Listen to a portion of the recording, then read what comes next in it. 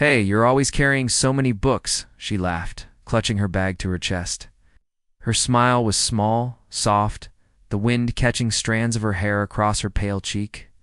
I like books, said, shifting the weight on my back. They don't ask for much. Do you even have time to read them? Workaholic? I chuckled, looking down. Not really.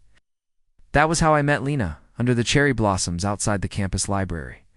She had a way of laughing that made me forget the hours I spent delivering packages at night. We shared instant noodles on the campus steps, talking about dreams. I want to go to the ocean, she said, poking the lid of her noodles. One day, you will, I promised, without thinking how far one day could be. Then it was the call in the middle of the night. Lena fainted during class. I ran so fast I couldn't feel my legs, finding her on a hospital bed with wires around her thin arms, an oxygen mask pressed to her face. Why didn't you tell me you felt sick? I asked when she woke, her eyes rimmed with fear. I didn't. Want you to worry? She whispered. The bills started piling up faster than the textbooks I used to carry. I dropped out of my last semester, working at the cafe in the mornings, delivering parcels in the evenings, washing dishes overnight. Every time I got a paycheck, I went straight to the hospital cashier, handing over crumpled notes. Why are you doing this? Lena's voice trembled as she watched me fill out forms. Because you need to get better. Tears slipped down her cheek. You should go live your life. You are my life, Lena.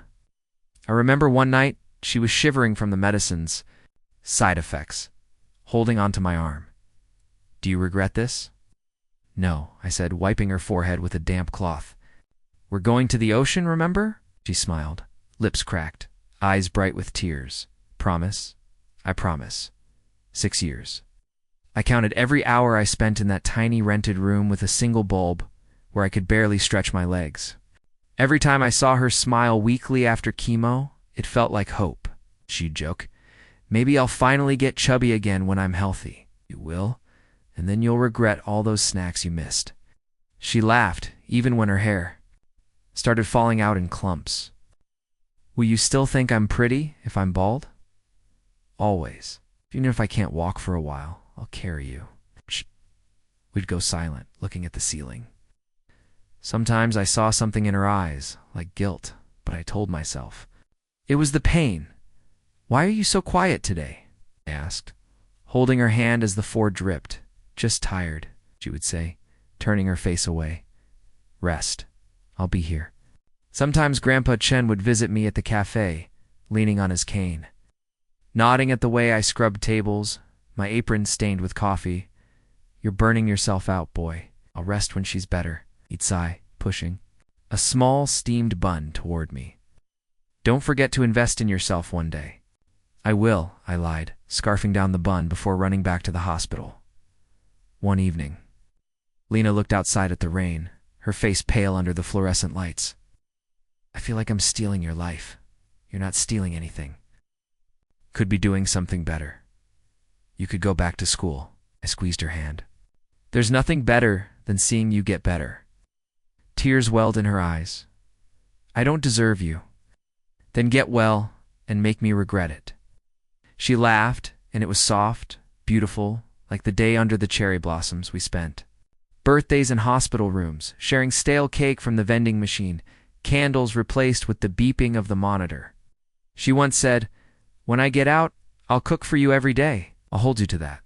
I ignored the pain in my back from sleeping in the waiting chair, ignored the hunger when I skipped meals to pay for another scan, another treatment. Every nurse started to know me by name, the man who never left. Do you ever sleep? Nurse asked, shaking her head as I signed forms. Only when she does. I joked, forcing a smile.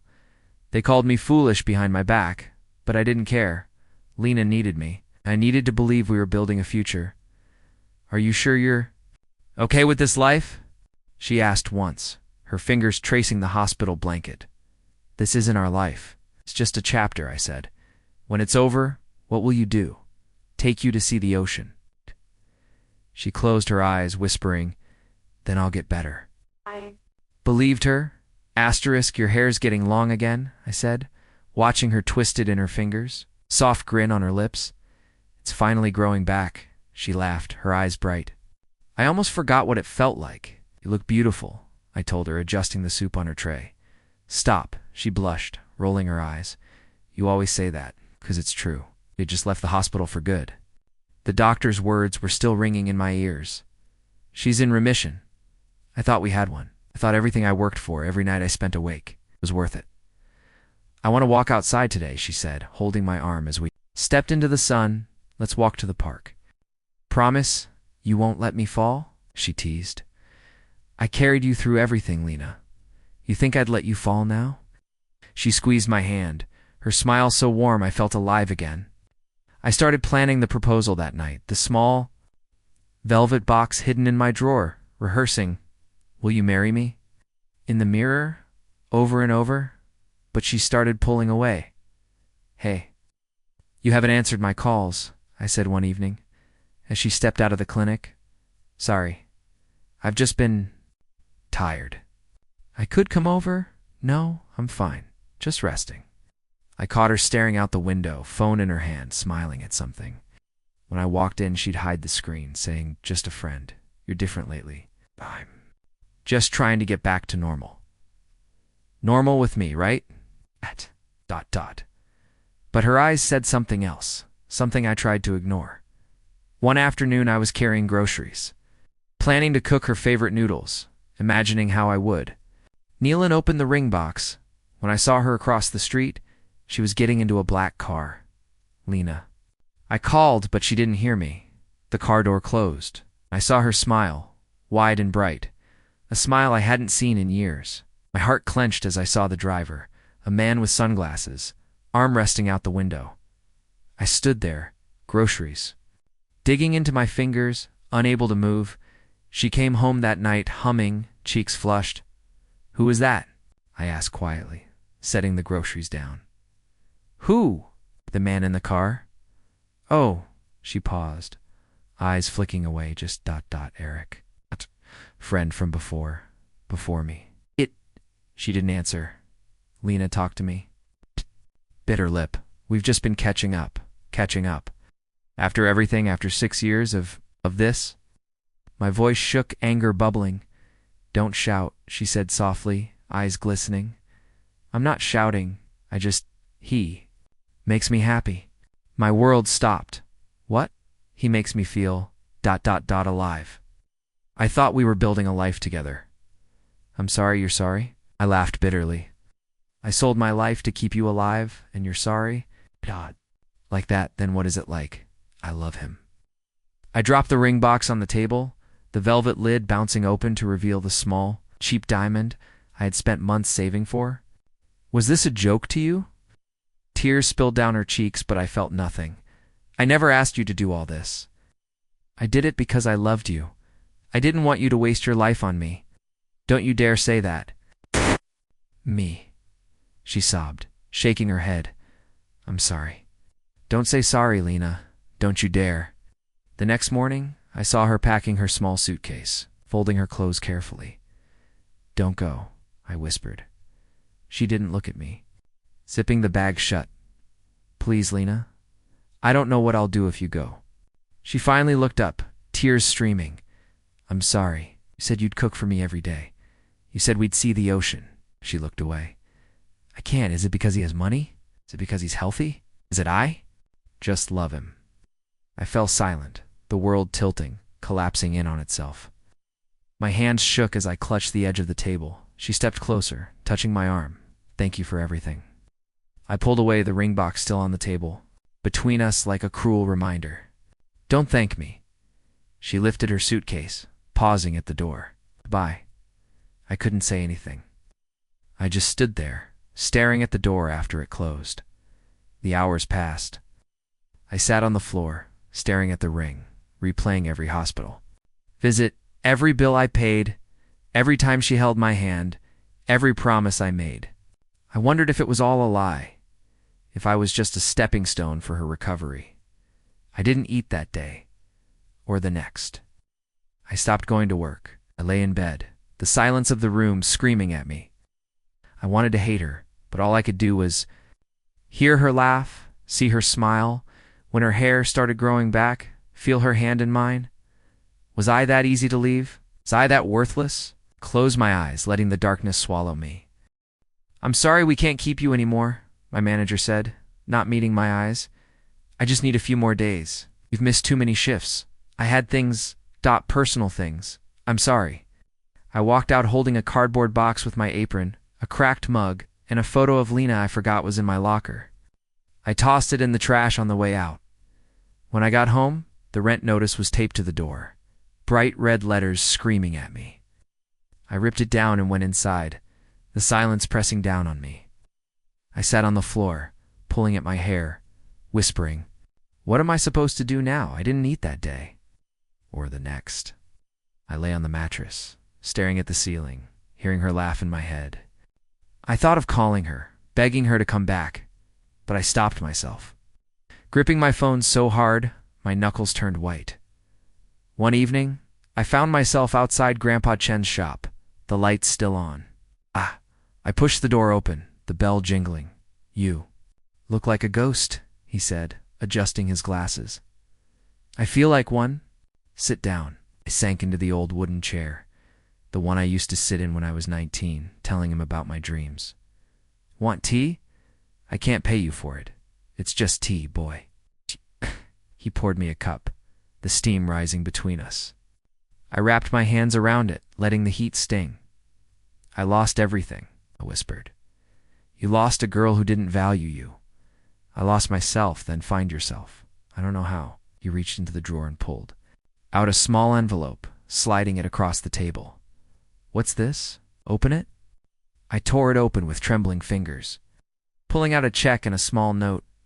"It's time to live your life," the note read in his messy handwriting. "I can't take this. You will? It's not charity. I can't pay you back. Will, when you stand again." Tears burned in my eyes, but I blinked them away. What if I fail? Then fail, and then stand up again. I clutched the envelope, the weight of it strange in my hand. "Don't waste yourself, boy." "Why are you helping me?" "Because you remind me of me." I left the shop that night, the streetlights blurring through my tears, the city cold. And empty the next morning, I knocked on a door I hadn't approached in years. It opened, and Maya stood there, hair tied up, flower on her cheek. "What do you want?" she asked, crossing her arms. I need to talk." She sighed, stepping aside. "Don't get flour on your shoes." I sat at her kitchen table watching. Her knead dough, her movements sharp. "So, you finally crawled out of your cave." "I lost my job." "Of course you did." "I lost everything." "No, you lost a girl. Big difference." "She was my everything, was she?" She slammed the dough on the counter. "I thought she was. She's gone. You're still here. I don't feel here." She wiped her hands, leaning against the counter. "You're not dead. You're just heartbroken." I looked up at her, her eyes fierce, her jaw tight. "What do I do now?" I asked. "Live. I don't know how. Then figure it out." I pulled out the envelope from Grandpa Chen, sliding it toward her. He gave me this. "In it? Enough? Enough for what?" "To start again." She raised an eyebrow. "And I want to leave this place." She smirked. "Finally, I want to start a business. With what experience? I'll learn." "Doing what?" "Import-export. Logistics. I've been around trucks and warehouses long enough." She wiped flour off her cheek. "You're serious?" "Don't want to be used again." She studied me for a long moment before nodding. "Good. Want you to come with me?" She laughed, shaking her head. "Why me? You're the only one who ever told me the truth." She looked down, her hands tightening on the counter. "Where would we even go? Anywhere but here?" She took a deep breath, then looked at me. Okay. We shook hands across the table, flour smearing on my skin. And for the first time in a long time, I felt like I could breathe. "When do we leave?" She asked. "Tomorrow." "You don't waste time." "Wasted enough," she grinned. And for a moment, it felt like the world wasn't crushing me anymore. Asterisk. "Are you sure about this?" Maya asked, pulling her ponytail tighter as we stared at the empty warehouse. "No," I said, dropping my backpack to the ground. "But I can't stay stuck." This place smells like mold. It's cheap. It's disgusting. We can clean. She gave me a long look, then sighed. Fine. We spent the first week scrubbing floors, patching leaks, and clearing out rusted shelves. I slept on a thin mattress in the corner, my phone alarm waking me at 5 every morning. Get up. Maya would yell, banging a spoon on a pot. We've got calls to make. I would groan, pulling the thin blanket over my head, but I got up anyway. You call the suppliers? Call the buyers, I told her, sitting cross-legged on the floor with the laptop. Who are we calling? She asked. Anyone who will listen? You have no shame. I've got no choice. We started with a single shipment of phone cases. A $500 deal that felt like a mountain. Are you sure this isn't a scam? She asked as we loaded the boxes into a borrowed van. It might be, and you're still doing it? Shook her head, but a small smile tugged at her lips. You're insane. That's why you're here, she laughed, slamming. The van door shut. Let's go, boss. At night, I would fall onto the mattress, my back aching, but I couldn't sleep. I stared at the cracked ceiling, Lena's face flashing in my mind. She chose him. She left you. She never believed in you. They laughed when I was poor, I whispered into the darkness. Clenching my fists, they won't when I'm rich. One morning, Maya burst into the warehouse, waving her phone. We got another order. How big? 2 containers. I stood there, stunned. Containers. Yeah, containers, she repeated, grinning. We did it. I couldn't help it, I laughed, lifting her off the ground. We did it. Put me down, she shouted, smacking my shoulder, but she was laughing too. We barely slept driving. To the port, arguing with customs. Chasing drivers who tried to overcharge us. You're not paying them that much. Maya snapped at me once, grabbing the cash from my hand. I don't want problems. They're scamming you. I'm tired. Tired doesn't pay bills. I looked at her, hair messy, eyes sharp. You're scary. You're soft. Together, we became a team. She handled calls while I negotiated with drivers, sometimes. In the middle of the night, shouting over the sound of engines. You're paying too much, I told a driver once, slamming the back of the truck. Then find someone else. I will. The driver cursed, but I stood my ground until he dropped the price. Maya clapped from the side, finally growing a spine. Shut up. Proud of you, though, I hid my grin, turning away. We're wasting daylight. We reinvested every dollar, living on instant noodles and cheap coffee. Maya made a whiteboard schedule, scribbling delivery times and client meetings. You spelled logistics wrong, I pointed out. Shut up. You shut up. She threw a marker at me, and for a moment it felt like we were just kids again. A month later, Jason showed up, standing in the doorway with a plastic bag of cheap pastries. You really live here? He asked, looking around. It's not much, I admitted.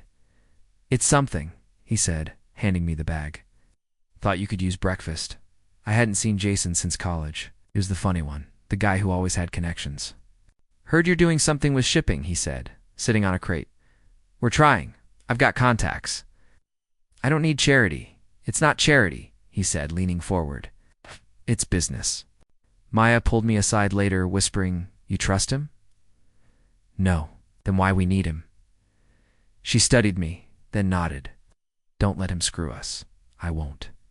With Jason's connections, we landed bigger deals, more containers, bigger clients. We bought a second-hand truck, then another. We moved into a slightly bigger warehouse. You're a machine, Maya said one night, watching me sort invoices. I can't stop. You don't have to run forever. I do. She reached out, touching my wrist. Live. I pulled away gently, shaking my head. Not yet. At night, I still lay awake, hearing Lena's laughter in my mind, seeing her walk away, suitcase in hand. They laughed when I was poor. I closed my eyes, letting the exhaustion swallow. Me, they won't when I'm rich. Are you sure about this suit? I asked, adjusting the tie in the cracked mirror. You look fine, Maya said, yanking the tie tighter. Stop fidgeting. I hate these things. You hate everything that isn't cargo shipments, Fax.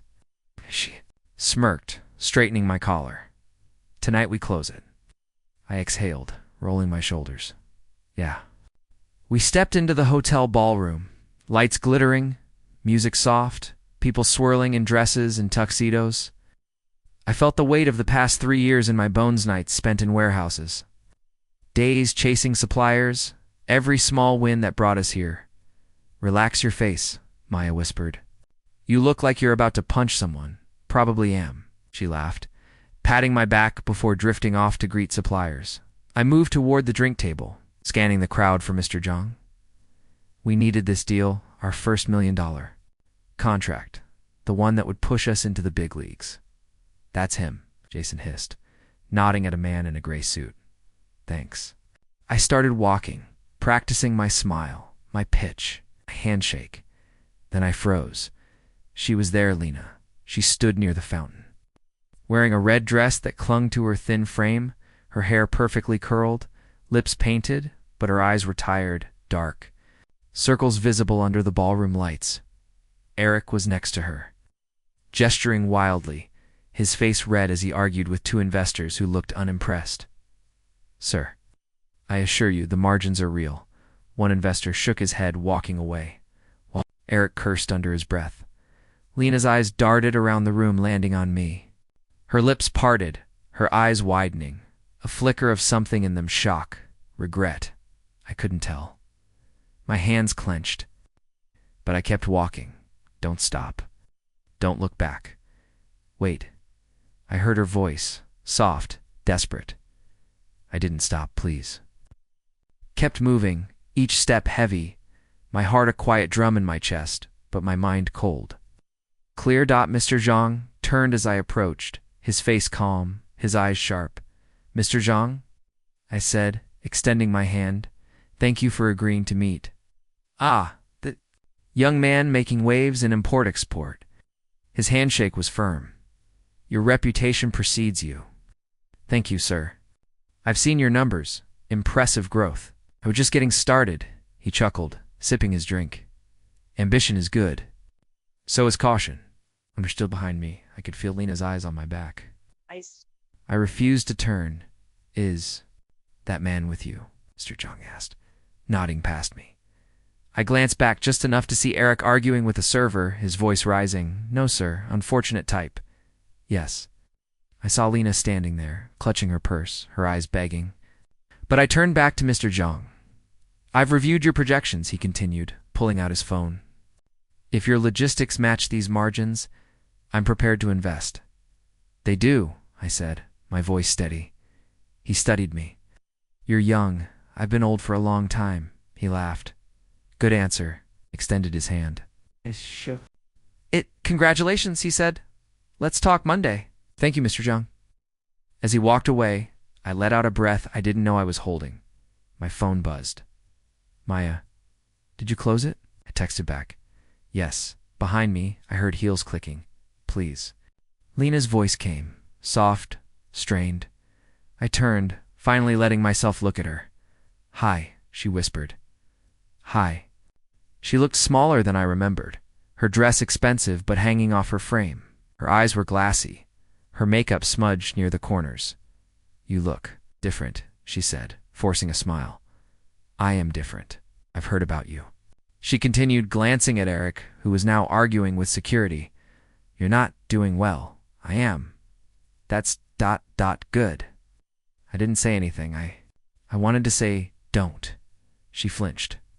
Please, just let me know. Tears welled in her eyes, but I didn't care. I made mistakes, she choked out. I know. I thought he could. I know. She wiped her cheeks. You look like a stranger. So do you. She looked down, clutching her purse tighter, her shoulders shaking. I'm sorry. I studied her, the girl I once starved for, worked for, bled for. She looked like a ghost now, empty in her expensive dress. I don't need your sorry, I said quietly. Her lips trembled. Please, can we know? I said, turning away. We can't. She reached out, but I stepped back. Goodbye, Lena. As I walked away, I felt nothing but a cold fire in my chest, each step erasing the years I wasted. Maya found me near the exit, her eyes questioning. "We got it," I said. She grinned. Good. I looked back once, seeing Lena standing alone, her world crumbling. Eric shouting at her while security closed in. I turned away. They laughed when I was poor. I whispered to myself, they won't when I'm rich. Asterisk, did you hear? Jason asked, sliding into the chair across from me in the office. Hear what? Eric's gone? Disappeared? Investors are going crazy? I kept typing eyes on the shipment report. Good for him. Jason leaned in, lowering his voice. Took a lot of money, Ran. Lena's left with the debts. I paused, fingers hovering above the keyboard. She chose him. I know, Jason said, shrugging. Just thought you'd want to know. I don't. Jason raised his eyebrows, tapping the table before walking away. I forced myself to keep working, ignoring the sudden heaviness in my chest. My phone rang that evening. Unknown number. I almost ignored it, but something made me swipe. Hello, said, is this... ... is this you? ... is this you? Is this... It's me, Lena's mother. I closed my eyes, gripping the phone tighter. Why are you calling me? She has no one else. Her voice cracked. She's losing everything. I'm not responsible for her. Please, she's alone. She's scared. She has nowhere to go. She made her choice. She's still human, she sobbed. Please, just ... check on her. I'm sorry, I whispered, ending the call. I threw the phone onto the couch, pressing the heels of my hands into my eyes. Her voice, her tears, it all pulled at old wounds I thought I had sealed. Maya came. In, holding takeout, raising an eyebrow. What's wrong? Nothing. Your face says otherwise. Nothing, I repeated, sitting down heavily. She placed the food down, sitting across from me. Talk. Eric's gone. Lena's alone. And... Her mother called and she's losing everything. Maya's jaw tightened, and I don't know what to do. She slammed her hand on the table, making the drinks shake. You don't owe her anything, I know. She chose him. She'll let you bleed for her and she walked away. I know. She'll let you rot in that tiny room while you worked yourself to death for her treatments. I know. She made you feel like nothing. I know. Then why are you even thinking about helping her? Because I'm not her. Maya's eyes softened, but her voice stayed sharp. You think saving her will save you? No. Then I... What?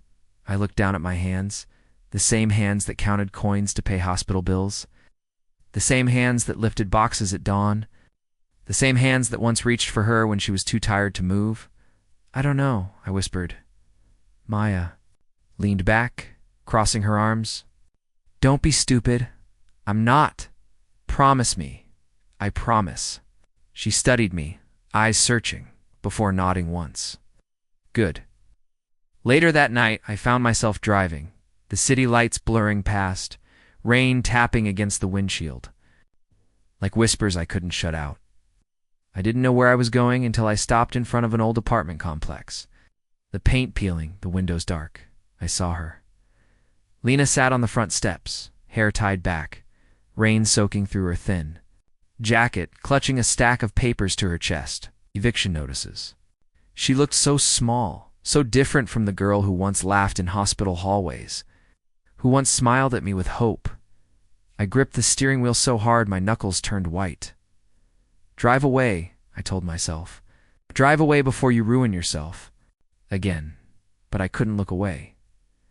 She looked up suddenly, eyes scanning the street, and for a moment they landed on my car. Her lips parted, eyes widening, her hand lifting as if to wave, to call out. I ducked down, pressing my forehead against the steering wheel, breathing hard. Leave, leave, leave. I remembered every night I stayed up calculating bills, every morning. I skipped breakfast so she could have medicine. Every promise she made me before she left without looking back. This is her karma, I told myself. She chose this. I lifted my head, looking at her again through the rain-streaked windshield. She was shivering now, pressing the papers tighter to her chest. Tears mixing with the rain. I reached for the door handle. My phone buzzed. Lighting up with Maya's name, I answered, not saying anything. Where are you? She asked, her voice steady. I'm outside her place. A long silence. Don't do it. She looks so ... lost, and you're not her savior. I know. You leave right now. I can't. You can, she snapped. Don't let her ruin you again. I closed my eyes, swallowing hard. Maya, ... She made her bed. Let her lie in it. I can't just... Yes, you can. I looked at Lena one last time, watching as she buried her face in her hands. Shoulders shaking under the rain. Promise me you're driving away, Maya said softly. I exhaled, shifting the gear. I'm driving away. Good. Pressed the gas, the car moving forward, the rearview mirror showing her shrinking behind. Me, her world collapsing, while mine moved on. Please, Lena's voice cracked as she stood in front of my car, hand shaking, tears streaking her face. I stayed in the driver's seat, engine running, staring straight ahead. Move, Lena. No, please, she sobbed, pounding the hood lightly. I need to talk to you. I opened the door, stepping out. What do you want? I was wrong, she choked out, her eyes swollen, makeup smeared. I was so wrong, please. I have nothing left. I clenched my jaw, memories flooding in hospital corridors with her leaning on my arm. Bills stacked on the table, the nights I spent crying silently while she slept. The promise she made before she left. You don't get to say that now. I know, I messed up, but I didn't know Eric would don't say his name. She flinched, clutching her bag tighter. I don't have anywhere to go. That's not my problem. She stepped closer, rain drenching us both. Please, just listen to me. I've listened enough. I was scared, she screamed, tears mixing with the rain. I didn't want to live that life anymore. And you thought he'd save you? I said, my voice flat. I thought he could give me the life you couldn't. I looked away, the pain cutting deep, but my face remained calm. And now you're here. I have nothing, please, she begged, grabbing my arm, her nails digging in. Help me. Why? I asked softly, pulling my arm back. So you can leave again when it's convenient? I won't, I swear I won't, she cried, falling to her knees in the muddy parking lot. Please, I'm begging you. Stared down at her, the woman I once would have died for, now shaking. Her world shattered. I loved you, I whispered, my voice catching. She looked up, eyes desperate. I know you did, and I was stupid. I was so stupid. You chose your path. I know, but please, you chose him. I thought you left me, I said, the words tasting bitter on my tongue. You left me when I was at my lowest. She sobbed harder, clutching the hem of my pants. Please, I can't live like this. You think I didn't cry for you? I said, voice rising. You think I didn't sit in that tiny room wondering why I wasn't enough for you? I'm sorry, she gasped. I'm so sorry. Starved for you. I worked for you. I bled for you, I continued, each word a blade, and you walked away. I made a mistake, she cried. I made a mistake, please, and now you want me to fix it. No, I just don't want to be alone, she whispered. I was alone too, I said, tears burning my eyes, but I didn't run. She fell forward, her forehead hitting the wet pavement. Please. I knelt down, lifting her chin so she would look at me. I wanted to hate you, I said softly. I wanted to watch you suffer. She blinked, rain and tears blending, her lips trembling. Then hate me. Just don't leave me. I pity you. Please, she begged again, trying to grab my hand. I stood up, stepping back, watching her collapse fully, her sobs echoing in the empty parking lot. Get up, I said quietly. She shook her head, clutching the ground. I can't. You. Have to? She looked up, eyes pleading. Please, don't leave me. I loved you, Lena, I whispered, but I don't love you anymore. No, she cried, reaching out. But I stepped back again. Your regret is your punishment, I said, turning away. She screamed. A sound so raw it almost broke me, but I kept walking, each step heavy yet freeing. Please. Screamed again. I didn't look back. I got into my car, hands trembling as I started the engine. Her cries grew fainter as I drove away, the rain washing over the windshield, the wipers clearing the view again and again. When I reached my apartment, I went straight to the window, looking out at the city lights. My reflection stared back at me. Tired eyes, wet hair, face pale. I sank to the floor, leaning against the glass, letting the tears fall. For Lena, for the boy I was, for the dreams that died with her. Betrayal.